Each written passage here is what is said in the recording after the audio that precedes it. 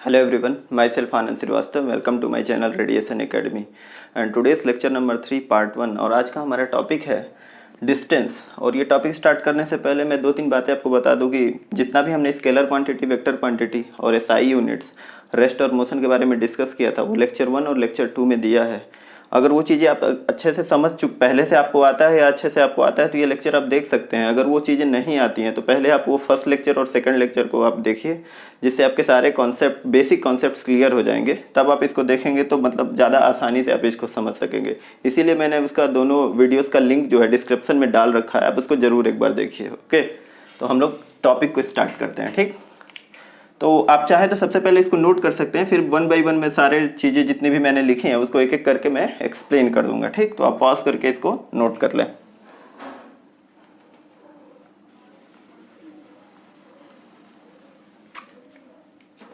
देखिए, पहला टॉपिक क्या हमारा डिस्टेंस। इसका मतलब क्या लिखा है कि the actual path length covered by the object. इसका मतलब क्या हुआ? मतलब ये हुआ कि सपोज करिए कोई पॉइंट है ए और ये एक पॉइंट है बी हमारा दूसरा। तो कोई पर्सन है, अगर यहाँ से ए से यहाँ बी तक जाता है तो सपोज इसका डिस्टेंस समझिए कि मतलब 1 मीटर ट्रेवल करता है और फिर रिटर्न बैक ए पर आता है। ठीक है, तो भी 1 मीटर ही डिस्टेंस ट्रेवल करेगा। तो टोटल डिस्टेंस जो होगा हमारा, टोटल पाथ और डिस्टेंस वो कितना होगा? टोटल पाथ और distance covered by the person जो हो जाएगा वो हो जाएगा ए बी। पहले शुरू में उसने ए से बी गया तो ए बी डिस्टेंस, और फिर बी से रिटर्न किस पे आया? ए पे आया, तो बी ए डिस्टेंस हो गया। ओके, तो ये हो गया आपका 1 मीटर और ये भी हो गया 1 मीटर। तो इसको आप कह सकते हैं कि 2 मीटर का डिस्टेंस इसने ट्रेवल किया। ठीक, एक एग्जाम्पल ये हो गया। दूसरा आप ये समझ सकते हैं कि कहीं जाने का, किसी पॉइंट ए से दूसरे पॉइंट पे जाने का और भी बहुत सारे रास्ते हो सकते हैं, उसी को एक्चुअल पाथ लेंथ भी कहते हैं। ठीक है, तो आप उसको भी देखिए। एग्जाम्पल मैं और आपको बताता हूँ। जैसे सपोज करिए एक पॉइंट है ए, एक पॉइंट है बी। तो सपोज करिए ए से बी आपको जाना था, तो आप ऐसे गए, पहले ए गए, यहाँ पे सी पॉइंट पे गए और फिर ये आपका बी पे आ गए। तो आप ऐसे गए सबसे पहले, तो ये हो गया आपका 3 मीटर मान लीजिए ट्रेवल किया, फिर 4 मीटर ट्रेवल किया। ठीक, तो पॉइंट ए से पॉइंट बी जाने के लिए आपने ये वाला मतलब रास्ता अपनाया। तो टोटल डिस्टेंस इसमें भी आपका क्या हो जाएगा? टोटल डिस्टेंस आपका हो जाएगा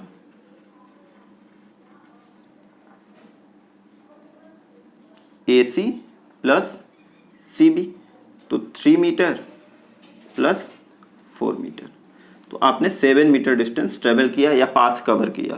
तो पाथ कवर करने का मतलब ये होता है ना कि जैसे मान लीजिए कि आप किसी भी रास्ते पे चल रहे हो, कहीं भी चल रहे हो, तो जितना आप इस तरह से समझिए कि जैसे मान लीजिए कि आपका पैर को आप एक स्केल समझ लीजिए। ठीक है, और जितना भी उस पैर से आप मतलब कि पाथ कवर करते जाएंगे तो उसको लेंथ में मेजर करिए। सपोज करिए कि आप 1 मीटर अपने पास रखे, इतना बड़ा सा 1 मीटर का लेंथ रखे हैं और इस पॉइंट पे आप जा रहे हैं। इस तरह से आप ऐसे आप समझिए कि आप एक पॉइंट पे यहाँ ए पे खड़े थे और यहाँ से आपको जाना है पॉइंट बी पे।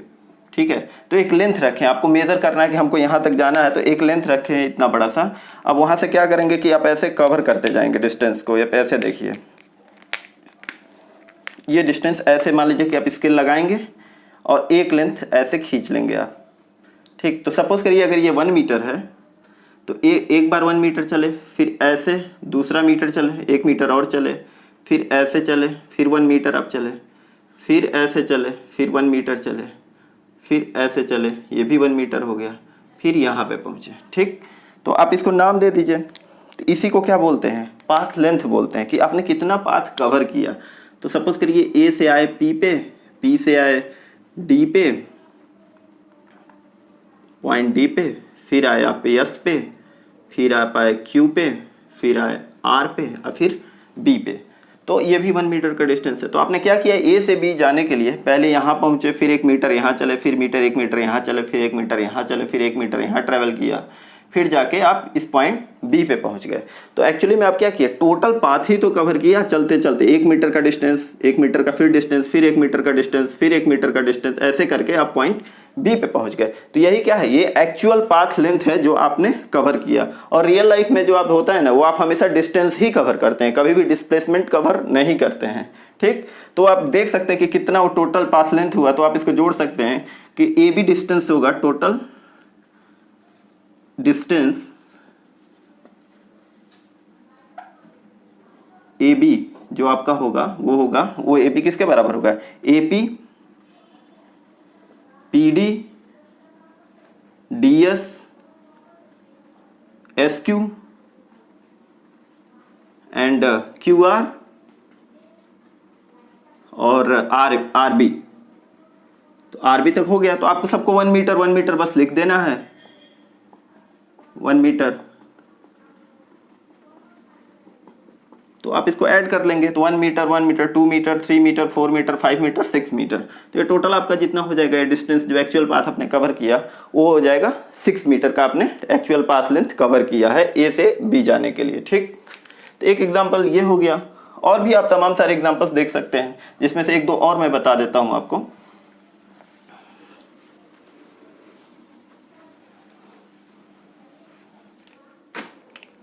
सबसे पहले एक चीज समझ लीजिए, देखिए जैसे पॉइंट ए है और आपको पॉइंट बी पे जाना है, तो यहाँ पॉइंट बी जाने के लिए आपको तमाम सारे रास्ते हो सकते हैं। जैसे पहला आपने मान लीजिए सेलेक्ट किया ऐसा रास्ता जाने का, दूसरा रास्ता कुछ और सेलेक्ट कर लिया आपने,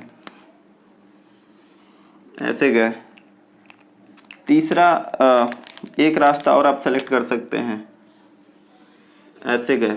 ठीक है, तो इन रास्तों से जब आप जा रहे थे तो समझिए 3 पाथ हो गए, पाथ फर्स्ट हो गया, पाथ सेकंड हो गया, ठीक, ये पाथ आपका थर्ड हो गया, पॉइंट ए से पॉइंट बी जाने का।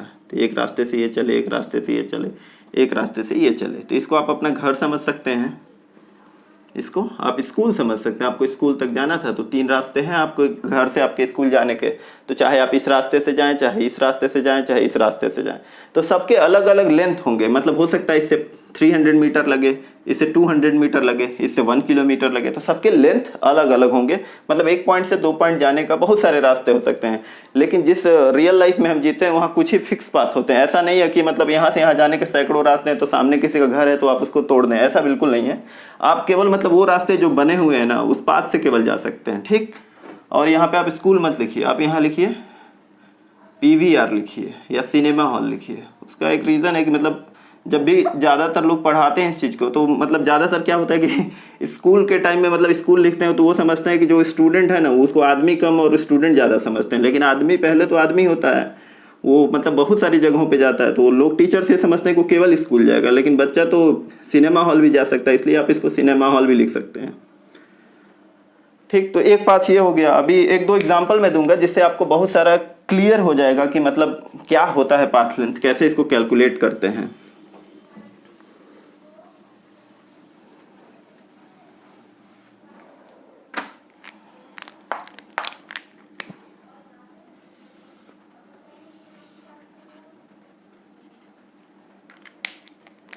सपोज करिए एक पॉइंट हमारे पास है, इस पॉइंट से इस पर एक पॉइंट पे आना है, तो हम ऐसे आ रहे हैं।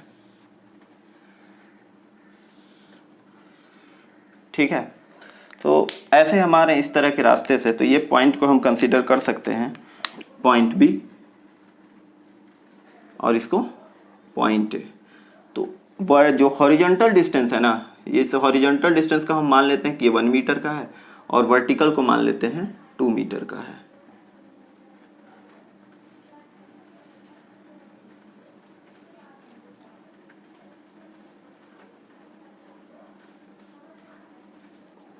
अब हम कहें ए से बी आने में हमको टोटल पाथ लेंथ कितना कवर हमने किया, तो पाथ लेंथ एक्चुअली क्या हुआ कि इस रास्ते पे हमने चला, फिर ये वर्टिकल डिस्टेंस कवर किया, फिर ये हॉरिजॉन्टल डिस्टेंस कवर किया, फिर ये वर्टिकल डिस्टेंस कवर किया। तो जो टोटल ये लेंथ होगा, sum of all the length, यही आपका एक्चुअल पाथ लेंथ होगा जो आपने कवर किया है। ठीक है, तो इसका हम एक नाम दे देते हैं। जैसे कि मान लीजिए इसका कुछ नामकरण कर दें, तो इसका कुछ नाम हो जाएगा। आप इसको मान लीजिए कि इस पॉइंट को P मान लीजिए, इसको Q मान लीजिए, इसको R मान लीजिए। तो total distance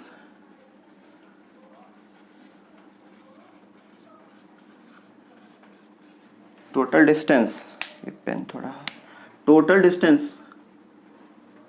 covered by the person from point A to B is equal to होगा sum of all distances, A P distance, P Q distance, Q R distance and R B distance. ठीक है, तो इसको आप लिख लेंगे A P, P Q and Q R and R B.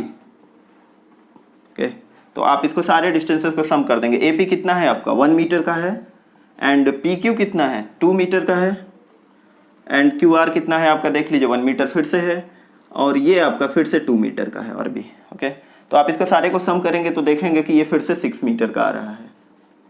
ठीक है, तो ये हो गया, मतलब इसको कहते हैं कि पाथ लेंथ हमने कवर किया। अब इसी एग्जांपल को थोड़ा हम लोग सर्कुलर ट्रैक पे चेक करेंगे कि कैसे पाथ निकालते हैं। ठीक है, सर्कुलर पाथ पे, ठीक है, कि कैसे निकालते हैं, मतलब उसमें एक्चुअल पाथ लेंथ।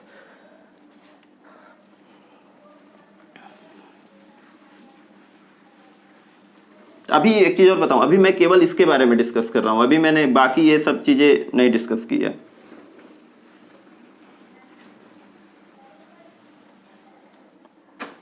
अभी देखिए सर्कुलर पाथ, सपोज करिए कोई सर्कुलर पाथ है,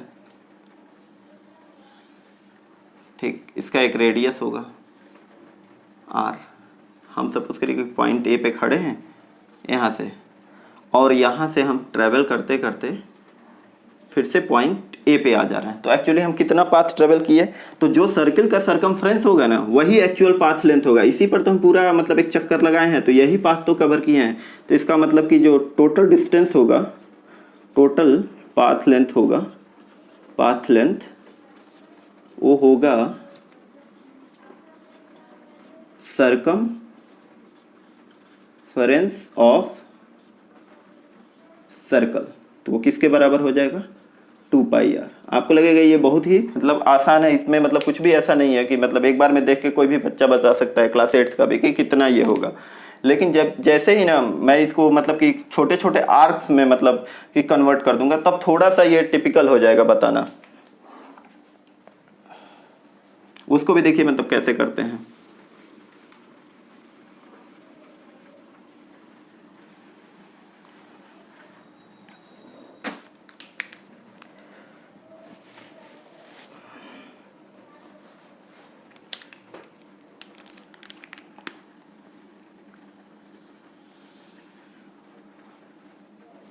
देखिए जैसे कि मैं कहूँ कि मैं इस पॉइंट पे था और यहाँ तक मैं गया, पॉइंट ए से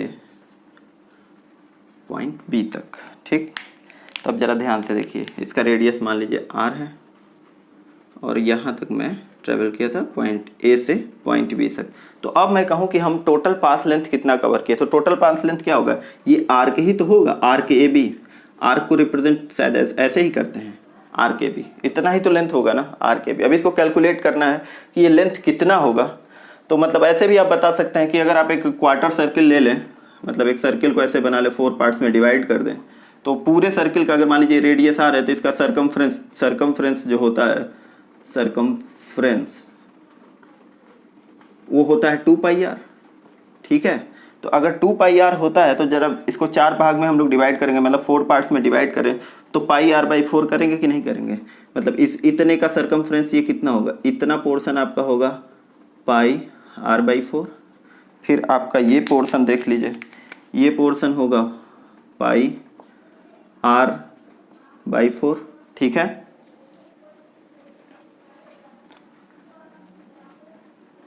नहीं सॉरी, पाई आर बाई 4 नहीं होगा, ये पाई आर बाई 2 होगा, पाई आर बाई 2 होगा। ठीक है, pi R by 2 and pi R by 2। तो ये भी पोर्शन कितना होगा, पाई आर बाई 2, और ये भी कितना होगा, पाई आर बाई 2। ठीक है, तो जरा देखिए ये लेंथ कितना होगा, पाई आर बाई 2, फिर पाई आर बाई 2 जोड़ेंगे तो पाई आर होगा, फिर ये pi R by 2 pi R by 2 जोड़ के पाई आर होगा, और सबको जोड़ेंगे तो 2 पाई आर के बराबर हो जाएगा। तो क्वार्टर सर्किल में जो होता है ना, कि जो सरकमफ्रेंस का मतलब कि इतना 1/4 पार्ट जो होता है, उसका जो ये लेंथ होता है यहाँ से यहाँ तक, वो आपका होता है pi R length, pi R by 2 length. ठीक, इसको निकालने का तरीका भी है, जरा देखिए ध्यान से। निकालने का तरीका ये है कि आप ऐसे समझ सकते हैं इसको कि 2 पाई एंगल मतलब 360। अच्छा एक चीज़ और आपको बता दो, पाई को ना हम लोग ऐसे तो वैल्यू 3.14 होता है, लेकिन जब इसको मतलब थोड़ा सा ट्रिग्नोमेट्री में हम रेडियन ओडियन में देखते हैं तो इसकी एक वैल्यू आती है जो आपको भी जानना नहीं है, मैं से आइडिया में बता रहा हूँ कि पाई को आप 180 डिग्री भी लिख सकते हैं यूज़ के लिए। तो आप समझिए 2 पाई का मतलब क्या हुआ, 360 डिग्री हुआ। तो 2 पाई में हमारा कितना लेंथ बन रहा था, 2 पाई आर लेंथ बन रहा था। ठीक है, आप 2 पाई ना लेके 360 डिग्री में आपका कितना लेंथ बन रहा था, 2 पाई आर। तो 1 डिग्री में कितना बनेगा, 2 पाई आर बाई 360।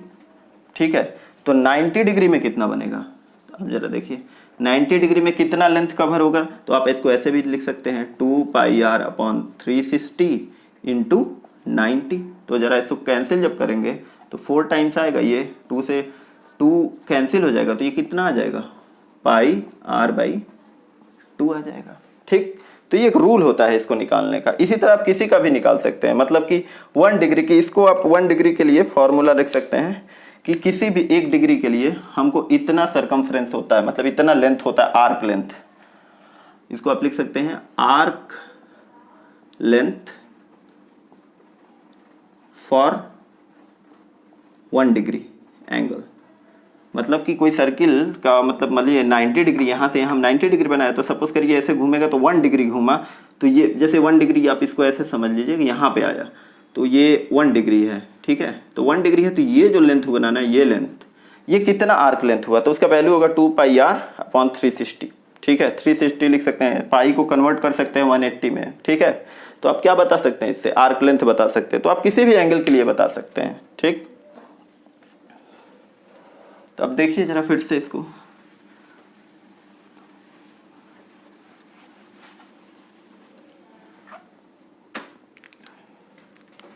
एक दूसरी सर्किल लेते हैं दूसरे एंगल के लिए। अब सपोज करिए एक पॉइंट है, पॉइंट ए से हम शुरू किए और इसने पॉइंट बी तक गए, तो अभी कितना एंगल ये बना, अभी ये एंगल बना, मान लीजिए रेडियस आर है, तो ये एंगल कितना बना, 180 डिग्री बना, सीधा स्ट्रेट लाइन है तो 180 डिग्री। तो कितना पाथ लेंथ कवर किया, यही ए से बी, यही तो पाथ कवर किया।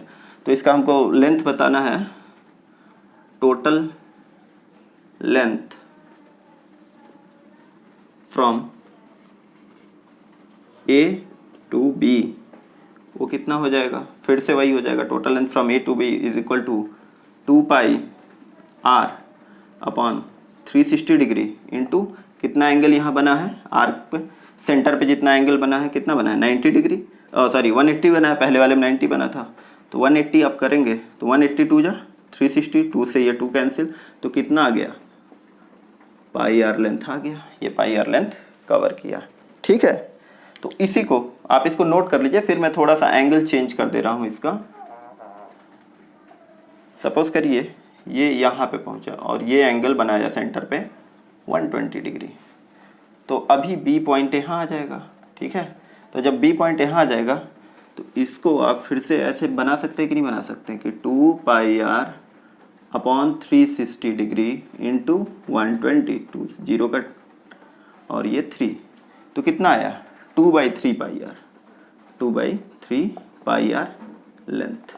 ठीक है, तो this is all about this actual path length. मतलब एक्चुअल पाथ लेंथ का आपको मतलब एक तरह से फील समझ में आ गया होगा कि मतलब हम कैलकुलेट कैसे करते हैं, कि मतलब जिस पाथ पे हम चलते हैं ना उसी पाथ को कैलकुलेट करना रहता है। तो सिंपल स्ट्रेट लाइन में तो हमने आपको इजीली आपको पता चल जाता है, कैलकुलेट कर सकते हैं, लेकिन जब भी किसी सर्कुलर ट्रैक पे आप होते हैं तो उसको कैसे कैलकुलेट करते हैं उसको मैंने मतलब बताने की कोशिश की है। आई थिंक आपको अच्छे से समझ में आ गया होगा, यही इसका बेसिक फंडा है।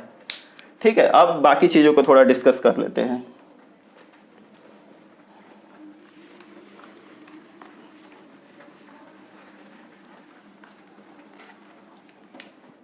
देखिए दूसरा चीज़ क्या है, एसआई यूनिट्स। एसआई यूनिट्स के बारे में मैंने बता दिया कि मैंने पहले ही डिस्कस कर दिया है सारा कुछ, उसका लिंक भी मैंने डिस्क्रिप्शन में आपको दे दिया है। आप वो सब चीज़ें फिर से मैं एक्सप्लेन नहीं करूँगा कि इसका मतलब क्या होता है, सारी चीज़ें वो सारी बातें आपको देखनी पड़ेंगी फिर से।